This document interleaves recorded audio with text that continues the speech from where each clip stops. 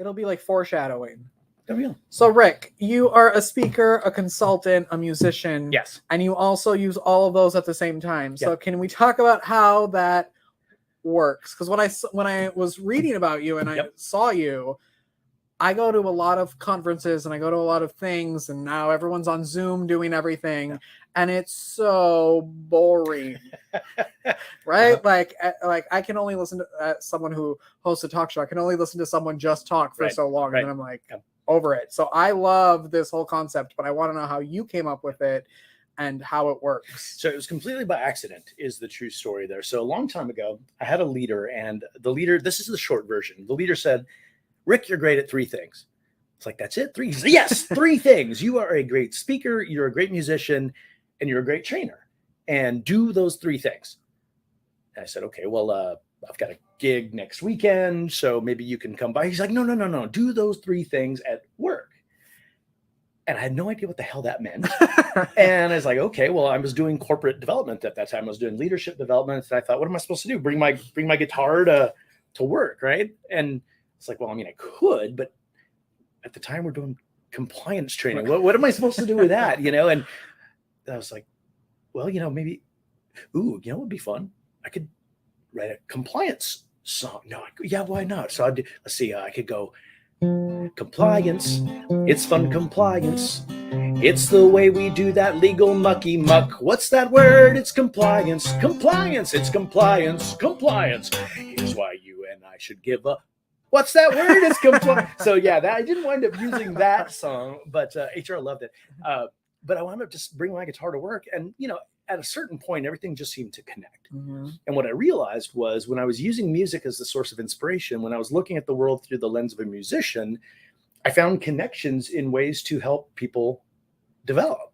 And, for example, in my book, I leaned on this metaphor of acoustic music to help focus leaders on the areas that most impact not only their development, but the people that they lead.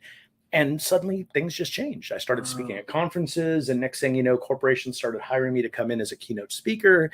And nowadays I bring my guitar to the work I do. And, I don't do it all the time, but usually in any given scenario, there's at least one point where someone gets on stage with me, or I write a song with the company, or whatever it is. It's just a part of what I do now. So how long, you are obviously writing songs before you started doing this. How long have you been a musician and a songwriter? So I've been playing music my whole life. And this is the funny thing. So I've always considered myself, a serious artist. I've written 6 albums of original music available on Spotify and Amazon, wherever you stream music. And I was once a finalist in a community radio national songwriting contest. So, I mean, I was a serious artist, but it was never anything I wanted to do like professionally. It was just a passion. It was just a hobby. And the funny part was, whenever I started writing joke songs, those were the things that people liked the most. And it was really kind of frustrating. I'm like, no, I'm a serious artist. Listen to my real work. And like, I'm no Weird Al. No. Play the funny shit. But so now I do a little bit of both. I still play music, real music, but I tend to put the funny stuff in the work that I do. So I can't imagine how that has changed the way the way people learn from you. Yeah. Like it has to add I bet like walking in, let's say you're like in a room and I'm coming to do whatever with you, and I come in and I see your guitar. I'm like, oh, this is going to be fun, as opposed to like, ugh. It's one of those things that I think is a very, it's like a tightrope act. I think some people see a guitar on stage and they go, this guy is not really a leadership consultant. He's not a professional. This is going to be a joke. And other people, to your point, graciously go, hey, this is going to be fun. Mm-hmm. And it was really funny. I remember one time I did a keynote presentation for the National Association of Commencement Officers. That's a thing, right? Yes, of course it is. And afterwards, we were getting some video testimonials, and one of the guys came up, and on camera, he gave this testimony. He was like, so I saw Rick's guitar on stage and thought I was going to hate it because it seemed cheesy. But then it was, and he goes on to say how much he loved it. I was like, well, that's not a testimony I can use. Yeah. But it just speaks to I think people are surprised. Yeah. And when it's done right, I think it really does resonate with people. And what I've learned is I can't make the music about me. The music has to be either about the audience, with the audience, or about a shared truth or experience that we all sort of can relate to. That's how I deliver it when I'm working with people. And I think that's what really connects. And the good news is my wife is hilarious. I don't think she knows how hilarious she is, but every now and then I'll be saying something. She goes, "Oh, that's funny. You should say this." And suddenly I go, "That's brilliant." And you know, she's not really my songwriting partner, but every now and then she'll throw in a couple of little things and it just that's awesome. Pops out. And it's like, don't get in the way, let it happen, let it pop out. It was meant to be. So wow. Yeah.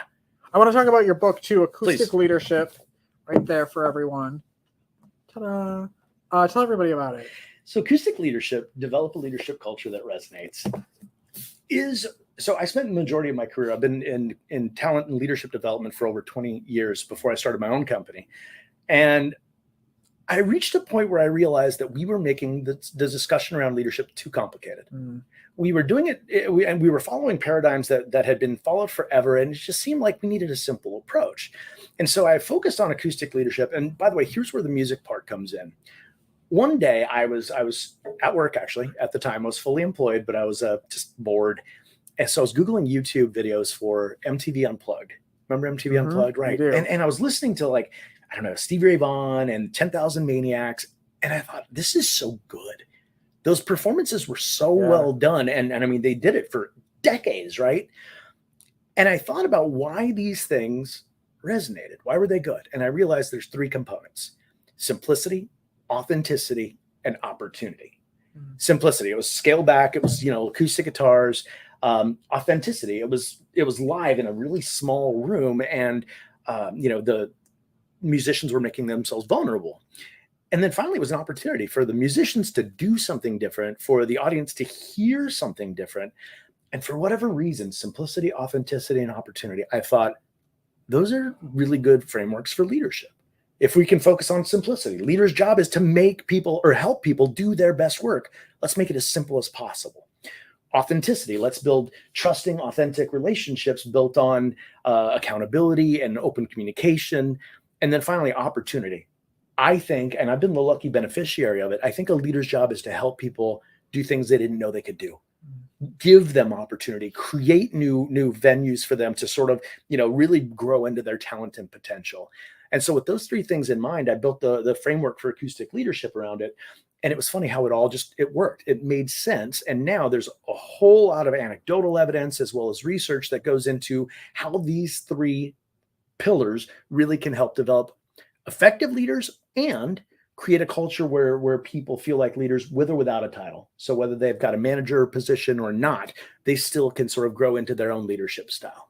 And you don't have to be a musician. You don't have to be a musician, but I draw on music. So for example, there's a playlist at the end of every section, and there's also musical anecdotes. So for example, I talk about the art form of compression in studio recordings and what that looks like in terms of leadership. It's I use music as a metaphor throughout, but it works. So yeah, I have like 6 people that I need to send this to. So yeah, I promise. Where can people get it? Amazon, I'm assuming. Amazon is the best place to go. You could also go to ricklozano.com. That's where I do most of my stuff. But yeah, good. Yeah. And you're going to perform something for us today. So speaking of inspiration, when it happens, I was doing a keynote actually here in San Antonio not too long ago. And for the longest time, I was playing with this idea about writing a song about LinkedIn. And I had this stupid idea about writing like a 3-part rock opera for LinkedIn, and it just never materialized. And one morning at 4:30 in the morning, the Wednesday before I was doing this keynote, I woke up and the LinkedIn song just connected. And what I was playing with, the material was, I was thinking about, are you on LinkedIn? Mm-hmm. Okay, so you probably get some things on LinkedIn. People reach out to you and it's obvious sales pitches. They're trying to sell and you're like, why? This has nothing to do with me. Yeah. So I had been just sort of thinking about that. And that was one of the ideas that I had for the trilogy, if you will. It's like, the stupid spammy crap in LinkedIn. And one morning at 4:30 in the morning, I was like, I gotta play this. I bet your wife loves that at 4:30. I had to be quiet about it, but she loved the song when it was done. And she actually helped me finish it. So Angela, I've got to give you credit for that. Thanks, Angela. This is, I think, to your experience and everyone who's watching this experience. This is, by the way, this is based completely on messages that I received in my inbox from LinkedIn. So this is called the LinkedIn song, I'd Love to Connect.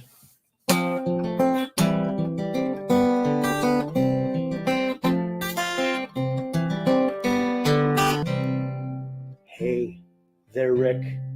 I'd love to connect. No, you don't know me. We've never met. But based on your profile, you seem to be someone who should be connecting with me. As a full-service investment firm, we're actively looking for acquisition targets in your area. Are you open to a brief 5 to 10 minute call? And it's never 10 minutes. That's verbatim, by the way. That's exactly what it said. All right, here we go. Hey there, Rick. Do you have some time? In just 20 minutes, I'm sure that you'll find our B2B solution cuts through the mess and directly enables your business success. Our new accelerator program is opening limited opportunities to help you grow your business by 100 to 500x next year. Oh yeah. But you know what happens? And have you ever not responded and they get a little angry? Yes. Yeah, so things get dark. Follow-up email. Hey there, Rick. You have yet to reply. I'm following up as I'm curious why. Unlimited success for a nominal fee. You really should be connecting with me. Don't you want to be successful?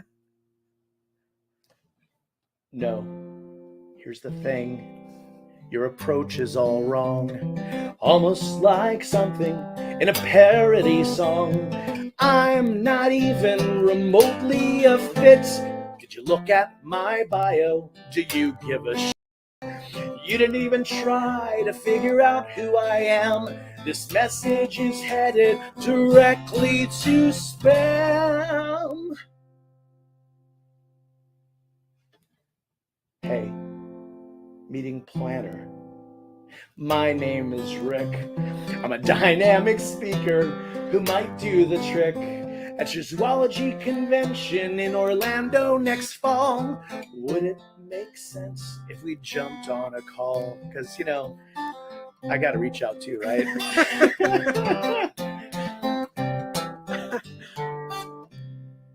Hey there, Rick.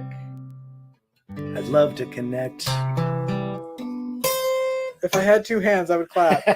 We'll add clapping in. That's so funny. I'd love to connect the LinkedIn song. Yeah. When you can make something that's real, funny like that, and then it's relatable to everybody. I love that. Yeah. Because everybody is like, uh-huh. Yeah. And it's funny too, because I had to have some fun with it. Because, here I'm going, all these people spamming. And of course, the last part I realized, I do it too. I do it too. I reach out to people for business, and it's, we got to laugh at ourselves sometimes. So that's really the intent there. So. I love that. How can people best connect with you and learn more about what you're doing and hire you to come do things and listen to your music? Thank you. The easiest way is to go to ricklozano.com, and that's Lozano, ricklozano.com. Email me at rickl@ricklozano.com. The book is Acoustic Leadership. It's on Amazon. So, I'm out there. You can find me. And I'm one of those people who actually responds to emails. So. He does. That's why he's here. Yes. So hit me up. Yes. Thank you so much, Rick. I appreciate it. Thank you. Of course. Anytime. Thanks for having me. And by the awesome. way, I love what you're doing. Oh, thanks. And thank you so much for creating this space that's, creative and filled with just this wonderful mojo that you got going on. So thank you. That's what we need here. Yeah. Right? There's so much talent. What? More of that in the world. More of that, and maybe pay me to do it. Yeah. I don't know. There you go. Sponsorship opportunities right here.